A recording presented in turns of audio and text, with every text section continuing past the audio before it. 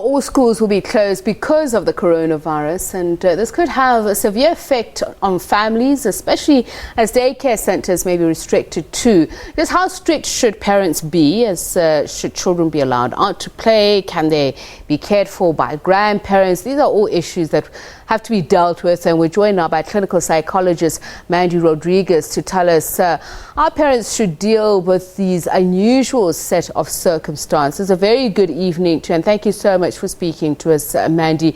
Let's just first start with, especially the child's state of mind. Are they able to process exactly what we're talking about when we say corona, travel bans, social restrictions, etc.?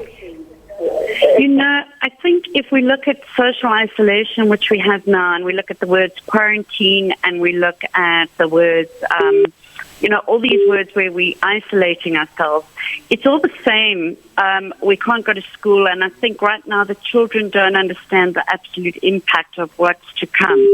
I don't think they understand what that lack of social interaction is going to do. And right now it's, yay, this is a holiday.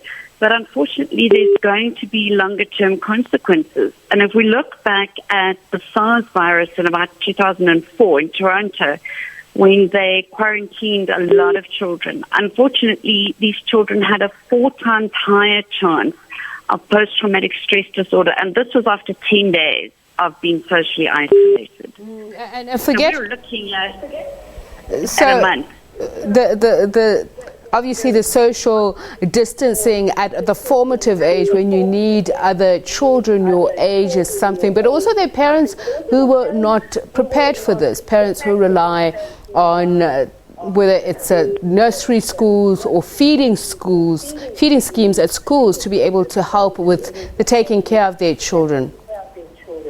Absolutely. So the thing is, the majority of us do not have the facilities to actually, even my own family, my sister's children are having to stay with grandparents. We don't have any resources where we're going to put the kids, and my fear is there's going to be a lot of informal groups of children going to grandparents, and a lot of the staff that I've seen are actually staying on the premises of the people they work for. So these children are now faced with being distanced not only socially but from their parents. Reports of some community transmissions of COVID-19, so that would mean that it's possible that there are children who are being quarantined or in self-isolation with parents. How would they understand what this means, that not only the parent could have it, but they could have it?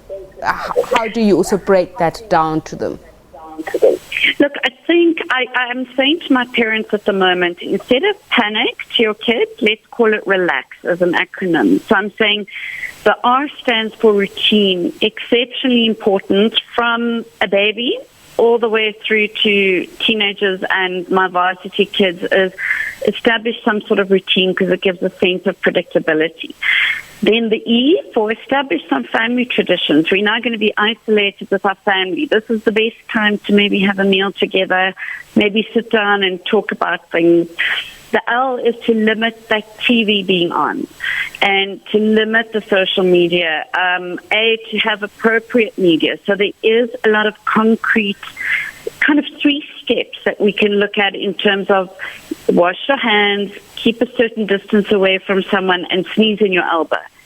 And the X is for if your child exhibits any depression, anxiety, obsessive compulsive behavior, we need to then maybe say, okay, we've got to take this a little bit further and help the child a bit more.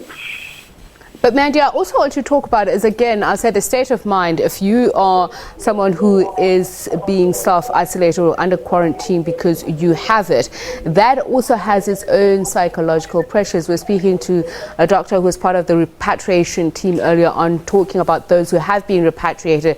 Obviously, something goes on inside your head. There's anxiety. There's also a need to understand, even in the midst of not having all the information that we need about COVID-19. Yes. So what happens is we need to understand kids are very concrete in their thinking. adults have the ability, I mean, we're all panicking. We're seeing all of this happen around us. We don't know where it's going. And it is very much the way the children think about it and make sense of what's going on. We need to allow them, if mom walks in the door and mom is stressed, this is a big problem. So mom dictates the day or the parent dictates the day. So the kids are picking up the anxiety from their parents. And if we're worried that something's going to happen to the child, and I think we need to reassure those children who are self-isolated that actually the facts stand that so far there are no children under a certain age that have passed away. You're not at risk. We are isolating because we're keeping you away maybe from other people. Children deal with the fear of death. It creates a huge trauma and a huge post-traumatic stress. As soon as we feel out of control in a situation like this, we need to create a semblance of control for the child. So the way you can do it is create some sort of environment that is more manageable and predictable for your child while you're sitting this out. The problem is, we are fearful, but we're going to have to, our kids are picking it up from us, a lot of this.